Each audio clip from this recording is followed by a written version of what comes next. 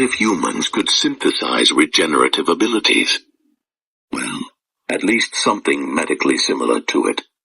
Stem cells are cells that can undergo repeated cell division.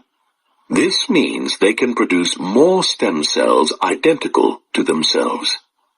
These cells divide while remaining undifferentiated or nonspecific. However, they can differentiate or become specialized cell types.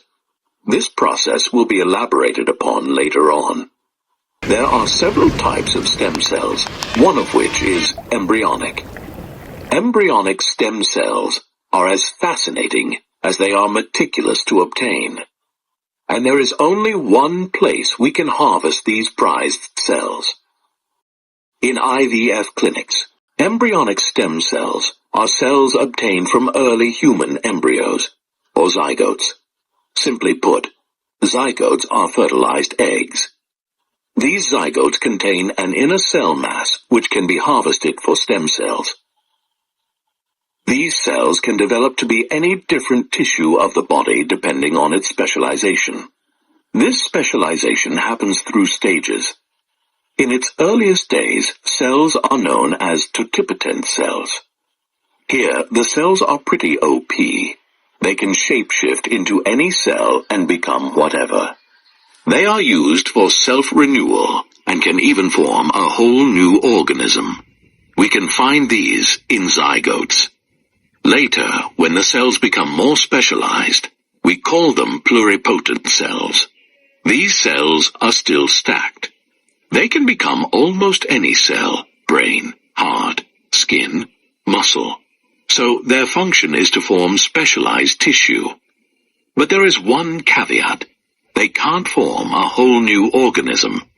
We can find these in blastocysts, also known as early-stage embryos, typically around the 5-day mark. The final ones we will discuss are multipotent cells. Marked by the other two, these cells can only become a few related cell types. They have similar functions to pluripotent cells, only more specific, like hematopoietic stem cells found in bone marrow. We can find these cells in adult tissues and organs.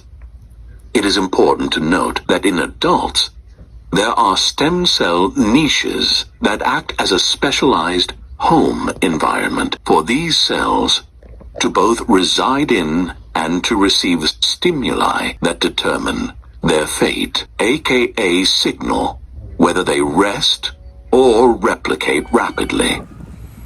Two examples of niches are bone marrow and hair follicles, which regulate healthy blood cells and help support hair growth, respectively. This developmental process is not random. Each cell develops different specializations and undergoes these stages based on the cues of something called morphogens. You can think of morphogens as the conductor of the orchestra, dictating which parts each cell should play in the melody of life. The concentration, distance, and length of exposure to a morphogen will dictate different specializations for each cell. Now, what if the mass is extracted at a certain stage when it is still undifferentiated? If you recall, the totipotent and pluripotent stages are where the cell is the least specialized and most versatile. Stem cells are extracted in a golden point between these two stages. Here is a day-by-day breakdown of the extraction process. Day 0 begins when a sperm cell and egg cell fuse and fertilize into a zygote. Days 1 to 3 are when the zygote undergoes continuous mitosis or cell division. The optimal goal is considered to be 8 cells by day 3.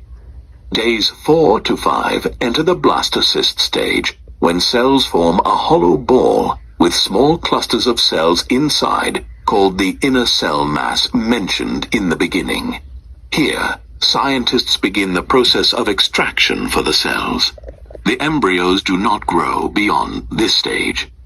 The stem cells are then extracted through immunosurgery. Simply put, this is done when the blastocyst is placed in culture plates and treated with substances that dissolve the outermost layer so that the inner cell mass can be extracted using microneedles. The extracted cells are then transferred to grow and multiply as embryonic stem cells. There are several other types of stem cells. As just recently mentioned, embryonic stem cells are one class. They are produced by removing the inner cell mass from early embryo blastocysts. The advantages of embryonic stem cells are that they can become almost any body cell, grow easily in labs, and are very useful for research. An example of embryonic cell use appears in insulin production cells for type 1 diabetes. Although still under clinical trials, embryonic cells can be influenced by the right mimicked morphogens to coax them into becoming pancreatic beta cells that produce insulin. Some limitations of embryonic stem cells include possible immune rejection by the host, the formation of teratomas or tumors, possible contamination, and limited availability. Many are also concerned over the ethical considerations of destroying a human embryo, particularly in a religious and moral context. This has brought even more limitations through legal regulations of embryo use. Another source of stem cells is adult stem cells, found in adult body tissues collected from places like bone marrow, usually via needle into pelvic bone. The advantages include a lower risk of immune rejection, especially if taken from the patient themselves, and its already widespread clinical use. Furthermore, ethical concerns are close to none, as no embryos are destroyed. The only possible concerns lie within patient well-being and financial exploitation by clinics. An example of the use of adult stem cells is the transplanting of bone marrow or hematopoietic stem cells to rebuild healthy blood and immune cells. It has been used as standard therapy for leukemia, lymphoma, and other blood disorders. However, some limitations include the risk of recovery and therapy during treatment, limited differentiation potential because of its specificity, small quantities, and possible development of mutations.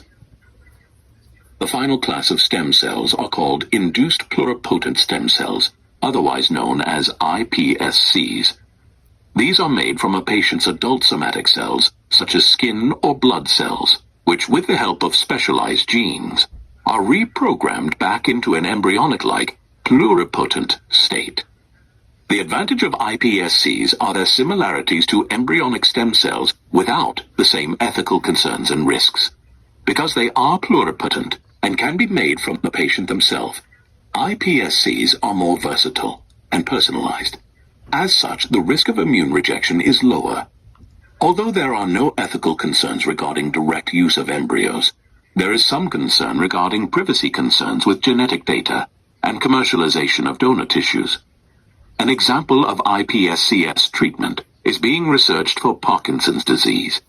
Researchers reprogram the cells into dopaminergic neurons, the nerve cells lost in Parkinson's, and implant them in the brain. The limitations of this method are risks of introducing genetic instability, tumor formation, high complexity and expense, and long-term safety.